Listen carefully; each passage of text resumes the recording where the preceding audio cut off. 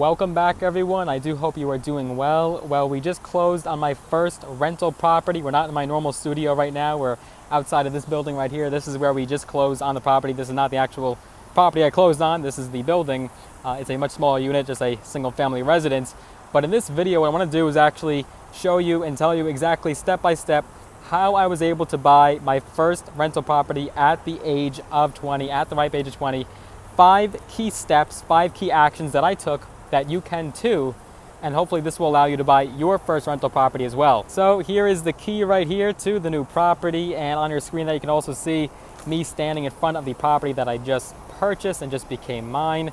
So in this video, what we're going to be covering is exactly what you need to do, the exact steps you need before you can even think about buying your first property, exactly what you need to have in your possession, what the bank will look for, and all of the above. We'll save how much I'll be making on this property for a future video. We'll be crunching the numbers, showing you how much I bought it for, how much I put down. We'll be saving all that for another video. Just this video alone will be exactly how I bought it, the steps that I took. So let's dive right into the video. But before we do, as always, you guys know the drill, you know the protocol. Make sure that you give this video a big thumbs up, smash a like button. I would appreciate that. If you haven't already, make sure you are subscribed to this channel. Click that big red button as well as the notification bell as well. That will actually notify you every single time we do upload a brand new video right here on this channel.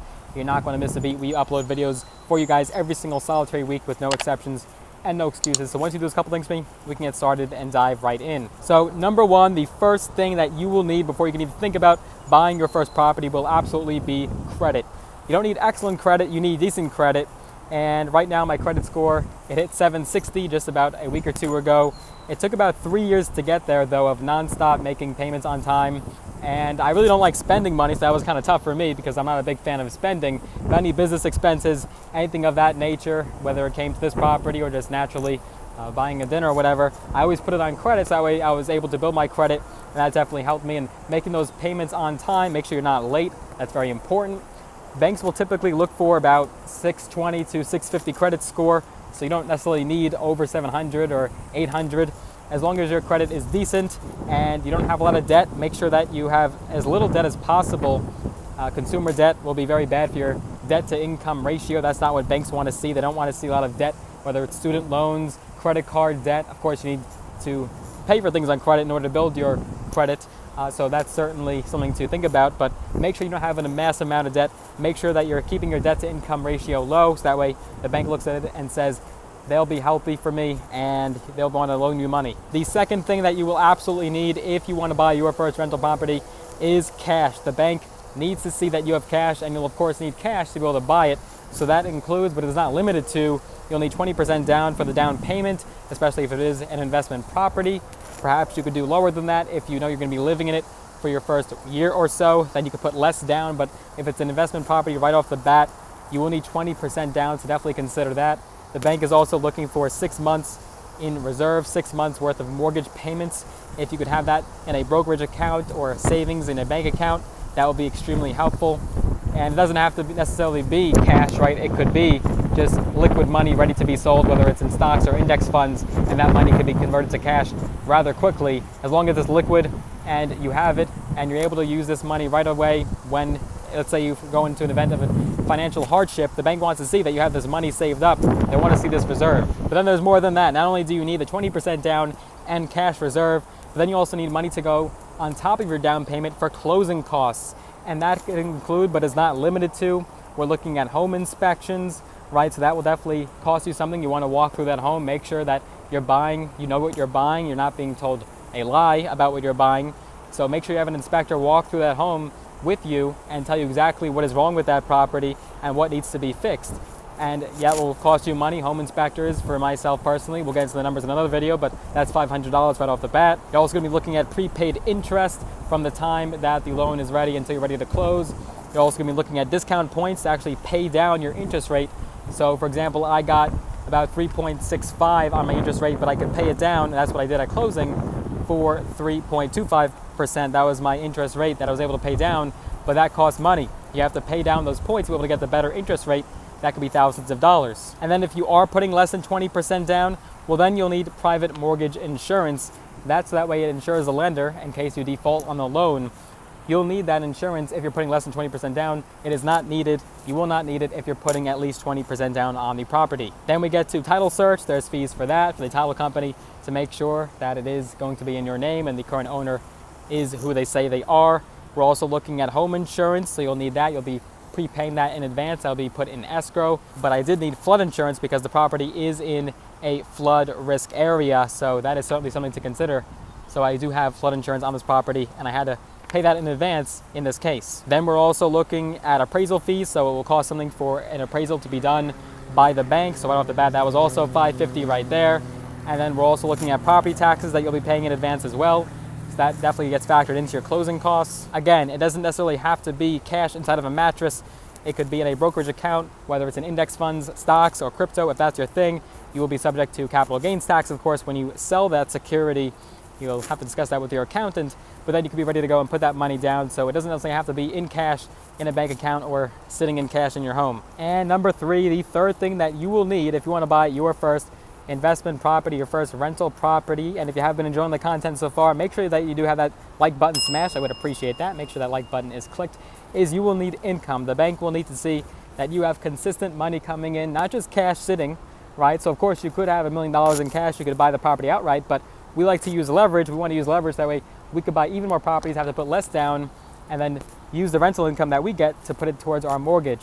So you wouldn't necessarily want to put all that money down and buy it outright, or put 50% down, 75% down. You want to use the leverage. Look at the bank as your partner, and that you're both going into the deal together.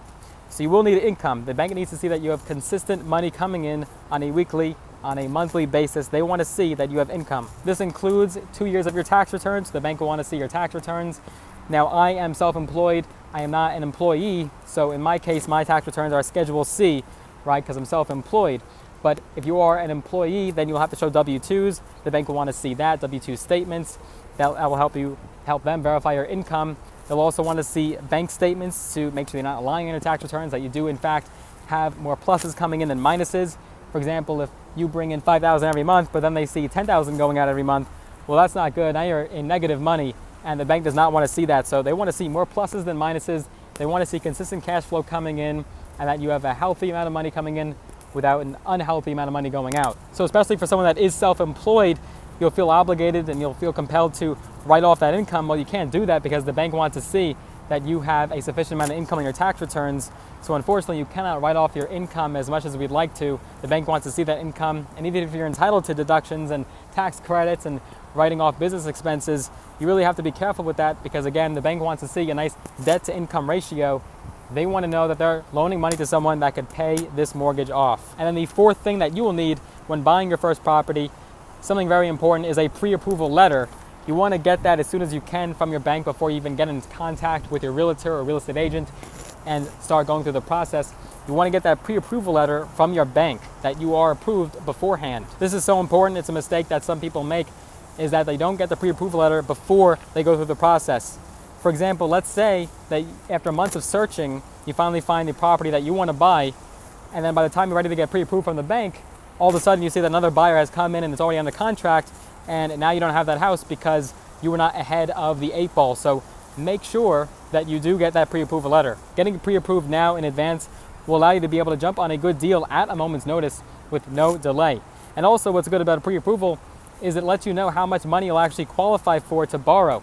So you might think that your income is perfect, you might think your debt is perfect, your credit is good. Well, it turns out you actually don't qualify for the amount that you think you will, and the bank will tell you that in the pre-approval letter. You'll be able to make an educated decision about the investment property that you're looking at, and you won't be heartbroken over the fact that you're ready to buy this property, but it turns out you're not approved for this mortgage in advance. So get that pre-approval letter. It will just save you from so much stress. And finally, number 5, the 5th thing that you will need before you can even think about buying your first deal is mindset, perseverance, determination.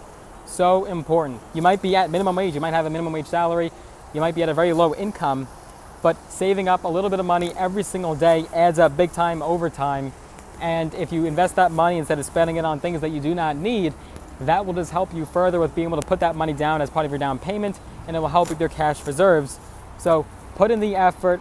A little bit of effort every single day adds up. Having that gazelle-like intensity, that famous term from Dave Ramsey, although he would not agree with what we're doing here, buying a property using a mortgage. He would want to buy that property outright, but we're making a sound decision and we're using leverage. The bank is our partner in this sense, and that's how you want to think about it. So being laser focused, gazelle-like intensity on your goals and what you want to achieve. It is absolutely possible. I have no degrees. I have just a high school diploma. I did not go to any college or after school of any kind. And I failed algebra. I'm not very good with math, but I understand these numbers. I understand this math. This math makes sense to me. I don't want to use algebra because I'm not going to need that for the rest of my life. There is absolutely nothing stopping you from where you want to be, from where you are right now. It takes that discipline. It takes that mindset, and that's why I think number 5 is so important to have that mindset. So those are the 5 steps, the 5 keys, the 5 actions that you will need to take if you want to buy your first deal. Before you can even think about buying your first deal, the steps that you need to take. We will be doing more videos covering real estate. We'll be looking at how much profit and cash flow I will be making from this property. We'll be taking a look at the numbers, what I put in, what I'm getting out, and we'll also be covering any future deals that I do. I'm already going to be jumping on my second deal in the coming weeks, so we'll be starting that process. Of course, knowing what I know now will expedite the process for my second property. The first one is such a great learning experience, and you could really shorten that learning curve after doing it once. So I do hope you enjoyed this video. If you did, as always, give this video a big thumbs up, smash the like button. I would appreciate that. If you haven't already, as always, make sure you are subscribed to this channel. Click that big red button and the notification bell as well. That will notify you each and every time we do upload a brand new video on this channel. And if you'd like to get some free stocks, all on me, all free, just for supporting my channel, use the links down below in the description of this video when you do go ahead and sign up with either Robinhood and or Webull. You actually get some free stocks, some valued up to thousands of dollars in some cases. Let me know what stocks you do get. And if you want to connect with me on social media, I am on Instagram at Logan Kohn, LOGANKOHN. Make sure you follow me there. I hope you enjoyed this video. I'll look forward to seeing you guys in the next one. Take care for now.